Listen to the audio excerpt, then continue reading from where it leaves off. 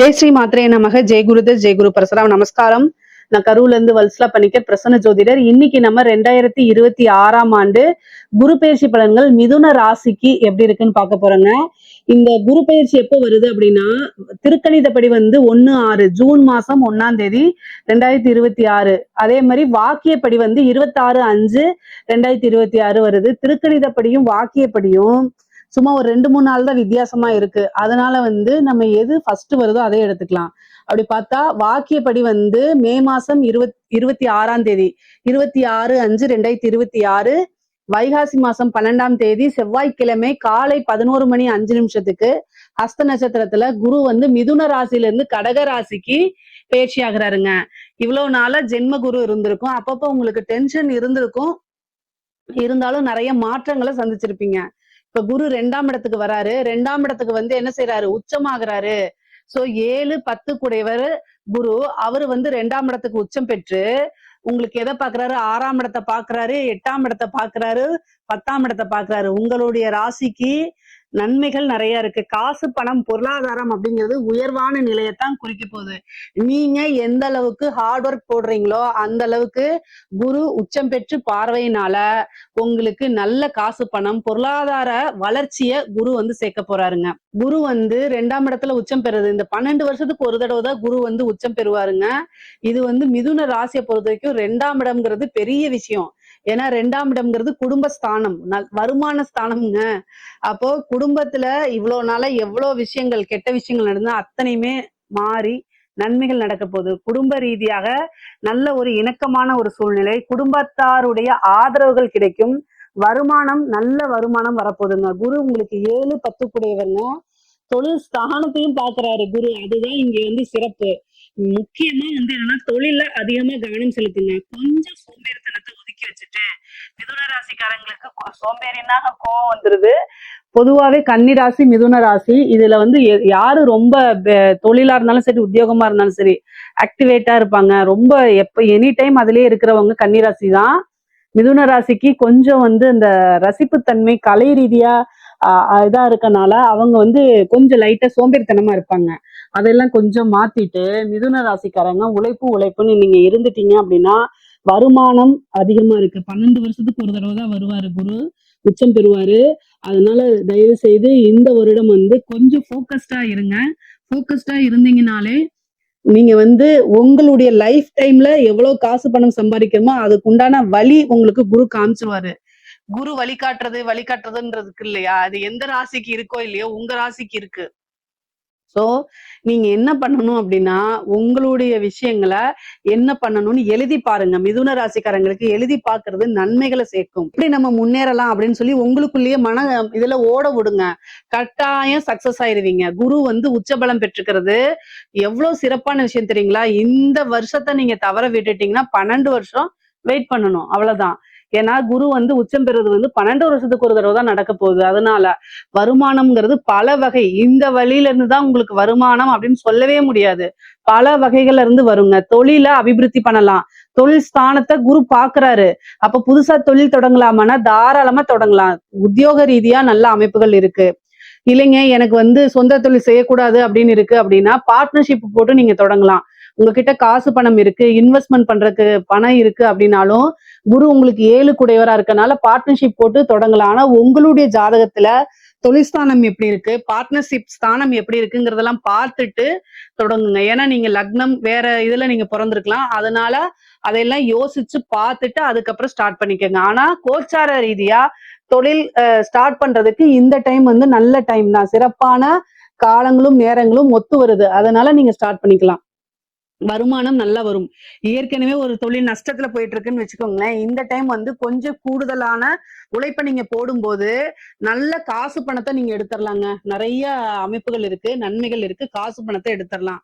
அதே மாதிரி கடன் ரீதியா இருக்கக்கூடிய பிரச்சனைகள் நிவர்த்தி ஆகுங்க. ஏதாவது ஒரு பிரச்சனையில போய் நீங்க மாட்டிட்டு இருந்திருப்பீங்க. அந்த இதுக்கு இந்த காலகட்டத்துல நல்ல விடிவு காலம் பிறக்கும். ஏன் அப்படின்னா குரு உங்களுக்கு 2ஆம் இடத்துல உச்சபலம் பெறாரு. பொதுவா குருநாதர் வழிபாடு பண்ணுங்க, தெய்வ வழிபாடு பண்ணுங்க, உங்க இஷ்ட தெய்வ வழிபாடு பண்ணுங்க, குலதெய்வ வழிபாடு பண்ணுங்க. குரு 8ஆம் இடத்தை பார்க்கறதுனால தீராத பிரச்சனைகளுக்கும் பெரிய சிக்கல்கள்ல இருந்தும் வெளியில வரத்துக்கு இது பர்ஃபெக்டான டைம். இந்த டைம்ல நீங்க கொஞ்சம் உழைப்பையும் அதே மாதிரி கொஞ்சம் எஃபர்ட்ஸையும் நீங்க போடும்போது எவ்வளவு பெரிய கடனாக இருந்தாலும் சரி, எவ்வளவு பெரிய பிரச்சனைகளாக இருந்தாலும் சரி, அத்தனை பிரச்சனைகள் இருந்து நீங்க வெளியில வந்துடலாம், நிவர்த்தி ஆயிரலாம். ஏன்னா குரு உங்களுக்கு நிவர்த்தி ஸ்தானாதிபதி. அவரே வந்து உச்சம் பெறும்போது கட்டாயம் எவ்வளவு பெரிய பிரச்சனைகளா இருந்தாலும் சரி, தீராத பிரச்சனைகளா இருந்தாலும் தீர்த்து கொடுக்க வேண்டியது குருவோடைய கடமையாக இருக்குங்க. அதே மாதிரி 6 குடைவர் உடல் தேக ஆரோக்கியத்துல கவனம் செலுத்தணுங்க. 6ஆம் இடம்ங்கிறது கடன் மட்டும் கிடையாது, நோய் வழக்கு எல்லாத்தையும் குறிக்கக்கூடியது. அதனால உங்களுடைய தேக ஆரோக்கியத்துல கவனம் செலுத்தணும். மிதுன ராசிக்காரங்க எப்பவுமே அலட்சியத்துல நம்பர் 1 அவங்க. சோ ஏதாவது ஒரு பிரச்சனை அப்படின்னா வீட்டு வைத்தியம் பார்த்துக்காம தயவு செய்து டாக்டர்கிட்ட போய் கன்சல்ட் பண்ணிருங்க. ஏன்னா குரு 8ஐயும் பாக்குறாரு, 6ஐயும் பாக்குறாரு. அவர் வந்து என்னன்னா அவருடைய வேலை வந்து எல்லா விஷயத்தையுமே வளர்த்து விட வேண்டியதுதான். குரு வந்து நிறைய பேர் என்ன செய்யறாங்கன்னா, குரு பாக்குது அதனால எனக்கு எந்த பிரச்சனையும் வராதுன்னு நினைக்கிறாங்க. குரு ரொம்ப நல்லவர். அதைத்தான் நானும் சொல்றேன். குரு வந்து நல்லவர். எந்த ஒரு விஷயத்துக்கும் பாரபட்சம் பார்க்காம வளர்த்து விட்டுட்டே இருப்பாரு. அப்ப நோயையும் வளர்த்து விட்டுருவாரு. காசு பணத்தை வளர்த்து விடுறது நல்லது, நோயை வளர்த்து விடுறது நல்லதா? இல்ல இல்ல. 6ஆம் இடத்தை பாக்குறாரு, 8ஆம் இடத்தை பாக்குறாரு. தயவு செய்து கவனமாக இருங்க. உடல் ஆரோக்கியத்துல கவனம் கவனம் கவனம். ஏதாவது ஒரு பிரச்சனை அப்படின்னா உடனடியா மருத்துவரை ஆலோசனை பண்ணிக்கங்க. 1000 500ல செலவை வந்து முடிச்சுக்கங்க. அது வந்து லட்சக்கணக்கில் கொண்டு போய் விட்டுறாதீங்க. அதே மாதிரி 8ஆம் இடத்தை பாக்குறாரு. நீங்க வண்டி வாகனங்கள்ல போகும்போது கவனமாக போங்க. ஏன் அப்படின்னா 8ஆம் இடம்ங்கிறது வந்து பாத்தீங்கன்னா விபத்தை குறிக்கக்கூடிய இடம்.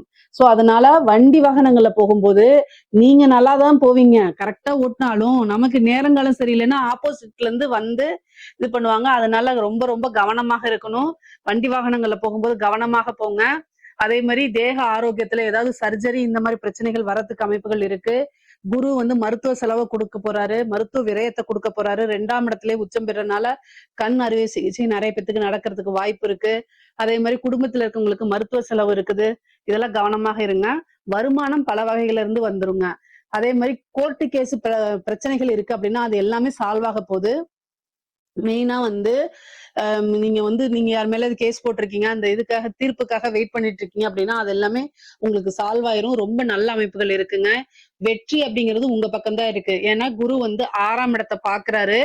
6ஆம் இடம்ங்கிறது வெற்றி ஸ்தானம். அது இல்லாம உச்சபலம் பெற்று பாக்குறதுனால எவ்வளவு பெரிய பிரச்சனையா இருந்தாலும் சரி, எவ்வளவு பெரிய கேஸா இருந்தாலும் சரி, ஈஸியா உங்களுக்கு ஃபேவரா மாறுறதுக்கு உண்டான அமைப்புகள் இருக்கு. கடனை இந்த வருஷம் நீங்க தீர்த்தரலாங்க.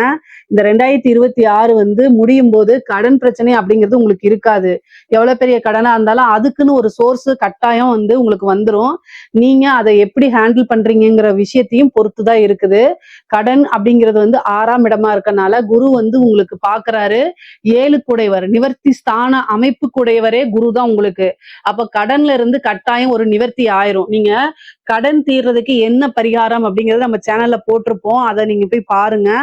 அதை பார்க்கும்போது அதுல இருக்க விஷயங்கள் ரொம்ப எளிமையாக இருக்கும். அந்த விஷயங்களை செய்யும் போது குரு பிராப்தமும் இந்த கோச்சாரத்துல வரும்போது கடன்ல இருந்து ஈஸியா வெளியில வர்றதுக்கு உண்டான அமைப்புகள் இருக்கு. அதே மாதிரி 8ஆம் இடத்தை பார்க்கறதுனால பெண்களை பொறுத்த வரைக்கும் அது மங்கள ஸ்தானமா இருக்கனால தேவை. கணவனாக இருந்தால் மனைவி, மனைவியாக இருந்தால் கணவன் ஒருவரை அனுசரிச்சு செல்லணும். கிடைக்கும். அதே நேரத்துல பார்ட்னர்ஸ் லைஃப் பார்ட்னர்ஸ் கிட்ட வந்து ரொம்ப அட்ஜஸ்டபிளா நடக்கல அப்படின்னா 6ஆம் இடத்தை பார்க்கறதுனால சண்டை சச்சரவுகள் வரும், வழக்குகள் போறதுக்கு உண்டானது வரும். சாதாரணமா ஒரு விஷயத்த சாரின்னு கேட்டு சிம்பிளா முடிக்கிறத விட்டுட்டு பிரச்சனைகளை வளர்த்தீங்க அப்படின்னா அது போய் 3ஆம் நபர்களுடைய தலையீடு வந்துடும். கோர்ட்டு கேஸ் வந்துடும், அப்புறம் டைவர்ஸ்ல போய் முடிஞ்சிடும். அதனால தேவையில்லாத பிரச்சனைகளுக்கு இடம் கொடுக்காதீங்க. 10ஆம் இடத்தை பாக்குது, கர்மாஸ்தானம். அதனால மனதுக்கு பிடித்த நபர்கள் பிரியறதோ அல்லது இழப்புகளோ ஏற்படுறதுக்கு வாய்ப்புகள் இருக்கு. முக்கியமா வந்து தாய் தந்தையருக்கு கர்மா அப்படிங்கனாலே நீங்க செய்யக்கூடிய விஷயங்கள் தான். யாருக்காவது ஒருத்தருக்கு கர்ம காரியங்கள் செய்யக்கூடிய அமைப்புகள் வந்துடும். ஏற்கனவே அங்க கர்ம காரகன் சனி இருக்காரு. அவரையும் குரு சேர்ந்து பார்க்கும்போது இந்த பிரச்சனைகள் வரதுக்கு வாய்ப்பு இருக்கு. குரு பிரீத்தி பண்ணிக்கங்க. குருவுக்கு பரிகாரம் பண்ணுங்க. என்ன பரிகாரம் பண்ணணும் அப்படின்னா வியாழக்கிழமை தட்சிணாமூர்த்தி வழிபாடு, முல்லைப்பூ இருக்கு இல்லைங்களா, அதுல மாலை தொடுத்து 2 நெய் தீபம் போட்டு அவருக்கு வழிபாடு பண்ணுங்க. அது ரொம்ப ரொம்ப சிறப்பு. உங்களால என்ன முடியுதோ அதை மட்டும் செய்யுங்க. ரொம்ப சிரமப்பட்டு நீங்க செய்ய வேண்டாம். எனக்கு உத்தியோகம் போகணும், ஸ்கூல் போகணும், காலேஜ் போகணும், நான் வேலையா இருக்கேன், என்னால முடியல அப்படின்னா அதுக்காக மனசு வருத்தப்படாதீங்க. உங்களால என்ன முடியுதோ அதை மட்டும் தெய்வத்துக்கு ஆத்மார்த்தமா செஞ்சா போதும்.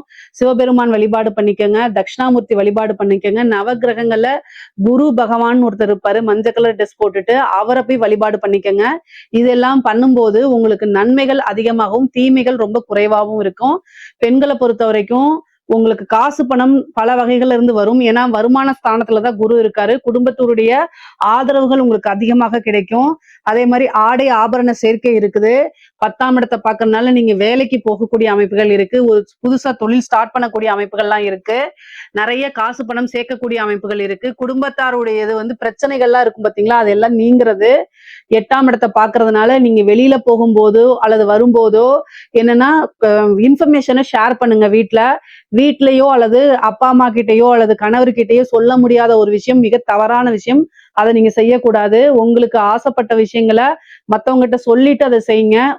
நீங்க ஒரு இன்ஃபுளுசரா இருந்தீங்கன்னா எல்லா விஷயங்களையும் நீங்க ரொம்ப கவனமாக இருக்கணும். சோசியல் மீடியால பாத்தீங்கன்னா பர்சனல் சாட்ஸ் எல்லாம் போய் பண்ணாதீங்க. அதெல்லாம் 8ஆம் இடம்ங்கிறனால ஏதாவது ஒரு பிரச்சனைகளோ அவமானங்களோ தேடி தந்துடும். அதனால ரொம்ப கவனமாக இருங்க. தெய்வத்துடைய துணையை தேடிக்கிறது ரொம்ப ரொம்ப நல்லது. படிக்கக்கூடிய குழந்தைங்களுக்கு எல்லாம் படிப்பு நல்லா வருங்க.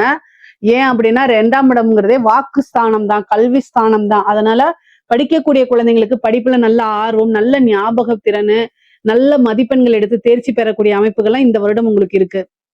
அதே மாதிரி பொலிட்டீஷியன்ஸ்க்குலாம், நல்ல அரசியல்வாதிகளுக்கெல்லாம் நல்ல காசு பணம் சம்பாதிக்கக்கூடிய அமைப்புகள் இருக்கு. பொதுவாவே இந்த வருடம் குருபலம் இருக்கா திருமணத்துக்கு அப்படின்னா 8ஆம் இடத்தை தான் பார்க்குது.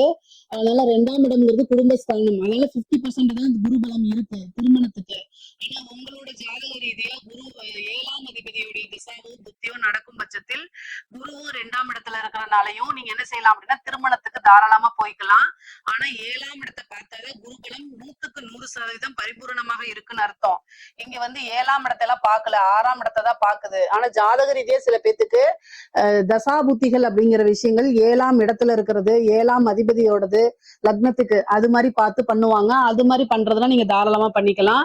பொதுவா 10ஆம் இடத்தை பாக்குறதுனால இந்த வருடம் எதுக்கு அதிகமா சப்போர்ட் பண்றதுன்னா தொழில், உத்தியோகம், வருமானம் இந்த 3 விஷயங்களுக்கு தான் குரு அதிகமா சப்போர்ட் பண்றாரு. அதனால பொருளாதார வாழ்க்கைய இந்த வருடம் நல்ல உயர்வான நிலைக்கு எடுத்துட்டு போறது உங்களோட கையில தான் இருக்குது. அது குரு பகவான் கொடுத்துருவாரு. ஏன்னா உச்சபலம் பெற்றிருக்கனால அதை கொடுக்கறதுக்கு அவர் தயாரா இருக்காரு. வாங்குறதுக்கு நீங்க தயாரா இருந்துக்கங்க. இதுல ஏதாவது சந்தேகங்கள் இருக்கு அப்படின்னா கமெண்ட்ஸ்ல கேளுங்க, கட்டாயம் நான் ஆன்சர் பண்றேன். நம்மளுடைய சேனலை லைக் பண்ணுங்க, ஷேர் பண்ணுங்க, சப்ஸ்கிரைப் பண்ணுங்க. நன்றி, வணக்கம்.